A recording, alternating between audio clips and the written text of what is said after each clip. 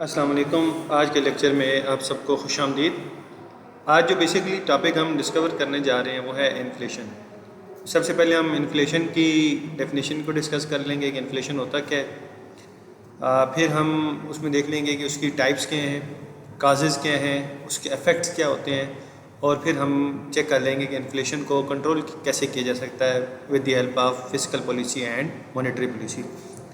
तो इस टॉपिक के ऊपर हम एक सीरीज़ ऑफ लेक्चर बनाएंगे, छोटे छोटे लेक्चर्स बनाएंगे ताकि डिटेल में आसानी से हमें चीज़ें समझ आ सकें।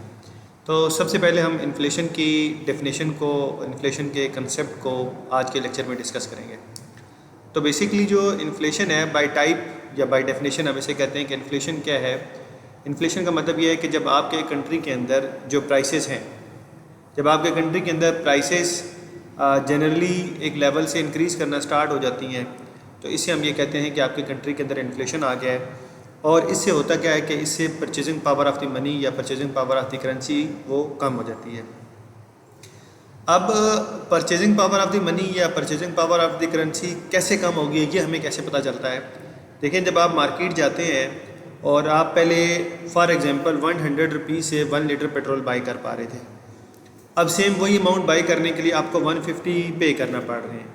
यानी कि जब आप 150 रुपीज़ पे करेंगे तो आपको 1 लीटर ऑफ पेट्रोल मिलेगा। तो इसका मतलब ये है कि अब 100 में वो पावर नहीं रही कि आपको 1 लीटर पेट्रोल बाई करके दे सके।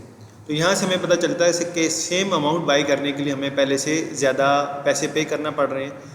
तो जब सेम क्वांटिटी सेम अमाउंट पे करने के लिए हमें पहले से ज़्यादा पैसे पे करने पड़ते हैं, तो यहाँ से हमें पता चलता है कि जो purchasing power of the money है वो कम हो गई है।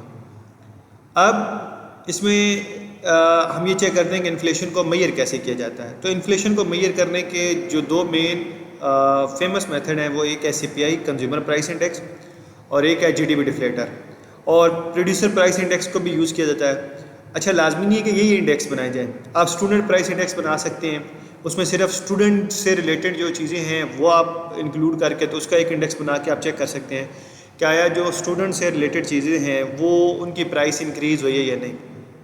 तो ये डिपेंड करता है कि आप किस तरह का इन्फ्लेशन फाइंड करना चाह रहे हैं। तो इन्फ्लेशन सर्टेन टाइप्स की मेथड यूज़ करके आप फाइंड कर सकते हैं, लेकिन जो मेन सिंपल मेथड्स हैं दो फेमस, वो CPI कंज्यूमर प्राइस इंडेक्स और GDP डिफ्लेटर। और इन दोनों मेथड्स की कैलकुलेशन और इन दोनों मेथड्स में जो इन्फ्लेशन का आंसर डिफरेंट आता है वो क्यों आता है, ये हमने इसके ऊपर एक डिटेल लेक्चर पहले से अवेलेबल है, आप वो उनमें देख सकते हैं। लेकिन आज के लेक्चर में हमने ये देखना था कि इन्फ्लेशन है क्या।